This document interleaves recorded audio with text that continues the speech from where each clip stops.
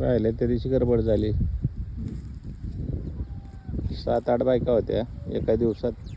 इथून एकर सव्वा एकर सगळं क्षेत्र काढून बांधासहित सगळं. त्याच्यामुळं गवत म्हणत होते की बायका गवत काढते गवत. तुम्ही पुढं चला म्हणलं बघतो गवताचं मागं काय. काय डेसा दिसतोय आज. त्याला रोग आहे का बघ ना काय आहे का. त्याला रोग आहे का. त्याला तेज किती कमी आहे म्हणजे त्याच्यावर काय फवारणी आहे का काय आहे का. बघा ना काय किती तेज आहे त्याला. काय नाही आणि कसलं भारी आहे. जबरदस्त. आणि ह्याला ट्रीटमेंट करून शेवटी कसं होतं गप्प बसायची वेळ येते. हे गावरान कोंबडी आहे आणि हे बॉयलर कोंबडी. हा? ही पावसाळी व्हरायटी आहे आर्यमान. हो. त्यामुळे उन्हाळ्यात गेल्या मे मध्ये कसं झालं 7-8-10 दिवस पाऊस पडला ना. हा. त्यामुळं आर्यमान नावारूपाला आली. पण यंदा पाऊस नसल्यामुळं नाव घालावलं तिने.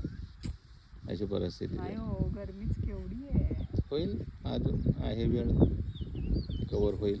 ती काय आता फवारणी तर तिकडे 2 गडी थांबलेले होय. फवारणी करायचं चाललेलं आहे. औषध करायचं चाललेलं आहे. आता संध्याकाळचे जवळजवळ 6:30-7 वाजा आलेले. किती वाजले 6:30 वाजले ना. काय माहिती 6:30 वाजा आलेले. टेम्परेचर पूर्ण कमी झालेलं आहे.